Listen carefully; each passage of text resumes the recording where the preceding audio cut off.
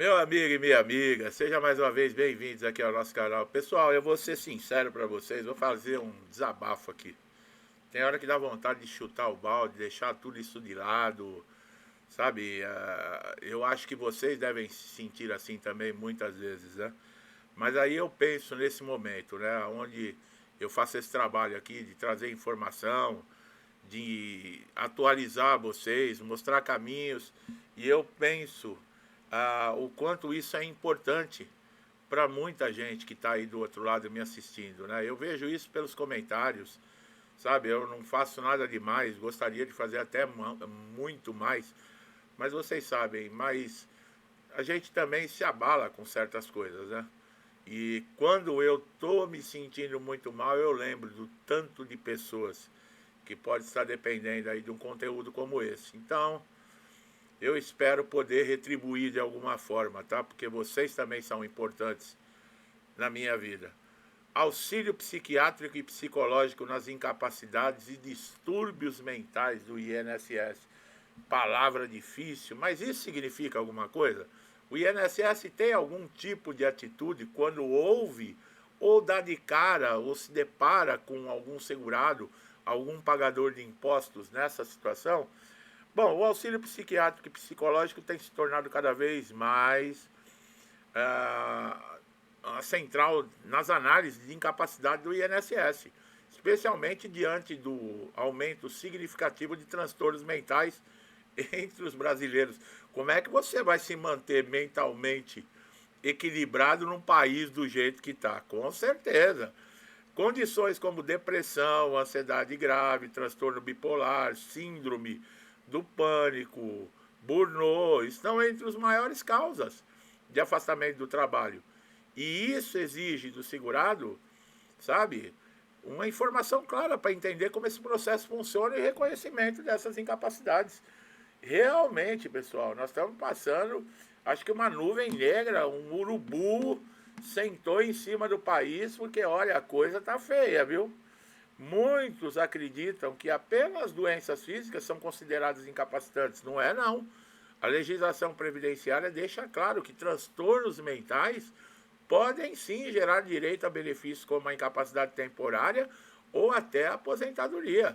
O que define a Constituição não é o nome da patologia, e sim quanto ela afeta a capacidade laboral desse segurado, né? Isso é na avaliação técnica. Técnica, né? Entre aspas, essas avaliações técnicas do INSS. A perícia médica, no entanto, ela nem sempre compreende toda a dimensão do sofrimento psíquico. Enquanto dores físicas podem ser observadas imediatamente, transtornos mentais exigem uma análise mais aprofundada envolvendo o histórico clínico, uso de medicamentos, crises, limitações sociais e cognitivas, além de funcionalidades do dia a dia. O papel do psiquiatra e do psicólogo no processo é fundamental para documentar corretamente esse estado de saúde. Quantos psiquiatras e psicólogos vocês acham que fazem perícia no INSS? Hã? E aí? Quantas vezes você já ouviu falar que levando todos os laudos, né, com relação a distúrbios, a transtornos psiquiátricos, o perito do INSS ignora? Por quê? Isso é frescura, né? Depressão, ansiedade. Vai arrumar uma pia para lavar a louça, não é assim que as pessoas falam? Pois é. Quantos casos de suicídio não acontecem, pessoal? A coisa é muito séria. E isso está acontecendo a nível mundial. As pessoas estão enlouquecendo no mundo. As pessoas estão brigando contra a própria natureza do ser humano. É gente que nasce agora, já não aceita mais se é homem, se é mulher, já arrumou outro que não sabe que é. Olha o absurdo, não nasce nem masculino nem feminino, nasce como qualquer um. Até planta tem sexo, imagina. Agora o ser humano já não tem mais sexo. Olha, eu não vou nem entrar no mérito, porque eu sei que isso vai dar um bababá. Isso vai dar um problema. Então, mas isso demonstra uma juventude que não sabe o que é, não sabe para onde vai, o que quer, o que não conhece a sua própria história. Bom, Laudos atualizados são um dos pilares para comprovar a incapacidade por distúrbios psicológicos, tá?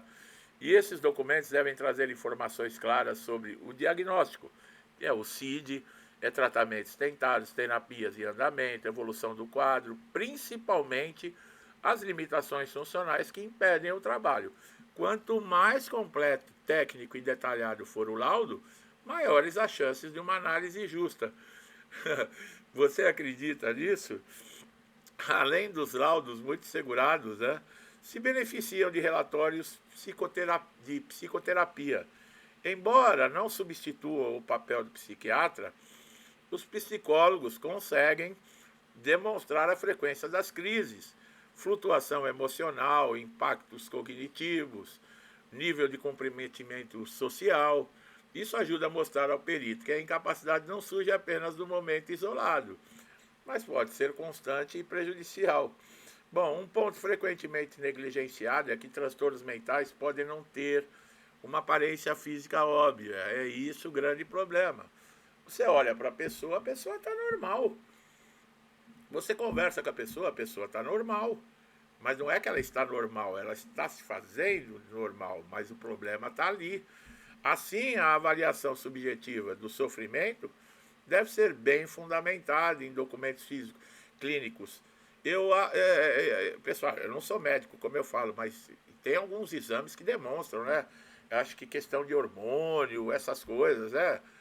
Tem exames hoje, a medicina está bem avançada e demonstra realmente que a pessoa está tendo alguma coisa que não é normal, não é?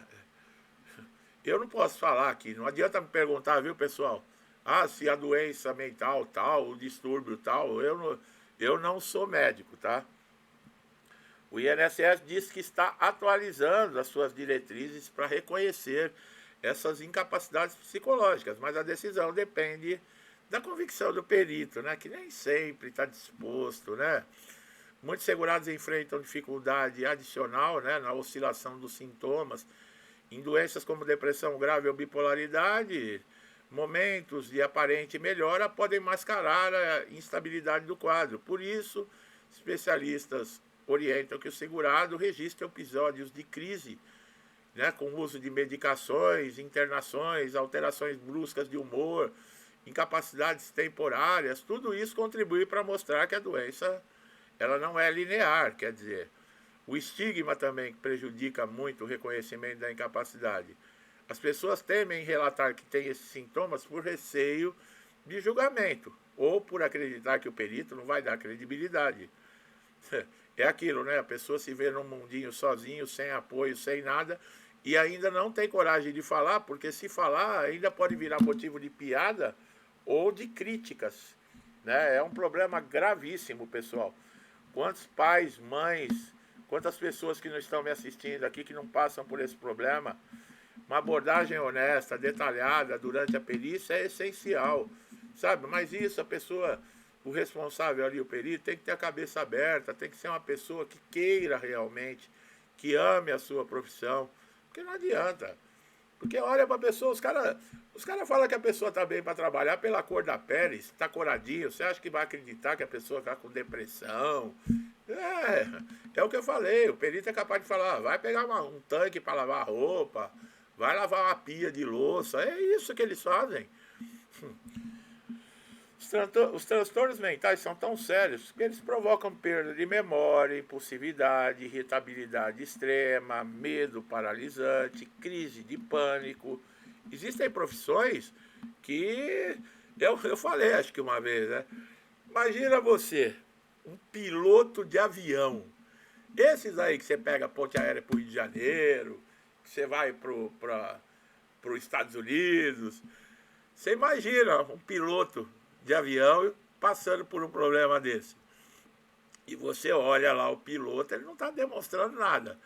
Aí o cara tá naquela, né? Não pode falar com ninguém, tá depressivo, isso e aquilo. Aí ele entra na cabine lá, dá um estalo nele e fala: quer saber de uma coisa? Cansei. Só que eu não vou sozinho, não, eu vou levar todo mundo comigo. E aí? Ah, eu tenho certeza que tem um monte de gente dando risada aí agora. Mas você acha que isso é impossível? Você acha que isso é impossível? Sinceramente, eu estou conversando com você aí. Você tem essa segurança de entrar num avião e você nem sabe quem é o piloto, você não sabe o nome dele, a idade dele, você não sabe os problemas dele. E se ele pegou a mulher dele traindo ele lá? E aí? Como é que faz? Ele fala, o meu mundo acabou. E junto comigo eu vou levar todo mundo. E aí? Como é que faz? Já pensou numa coisa dessa? Ou você acha que isso é impossível acontecer? Pois é. Ué, piloto de avião também tem problema psicológico ou não tem? Piloto de avião também pensa em se suicidar, ou será que não? É, medicamentos, ó. Tem gente que nunca mais vai subir num avião depois dessa, né?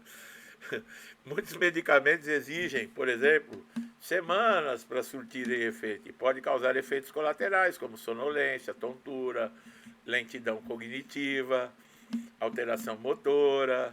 E aí? Profissionais de saúde reforçam que não existe incapacidade menor quando se trata de transtorno psicológico. Mesmo quadros considerados leves podem impedir de exercer funções que exijam alto nível de equilíbrio emocional, tipo pilotar um avião. Por isso, o processo de reconhecimento do INSS não deve ser encarado como desmerecimento, mas como proteção. Quando o benefício é negado, a busca de revisão, o recurso administrativo pode ser o caminho. Decisões são revertidas, tá? Quando o segurado apresenta documentos robustos, atualizados, especialmente quando há um psiquiatra, né, que ele especifica claramente o impacto da doença sobre a rotina laboral, né? Isso, pessoal, isso você vai conseguir na justiça, tá?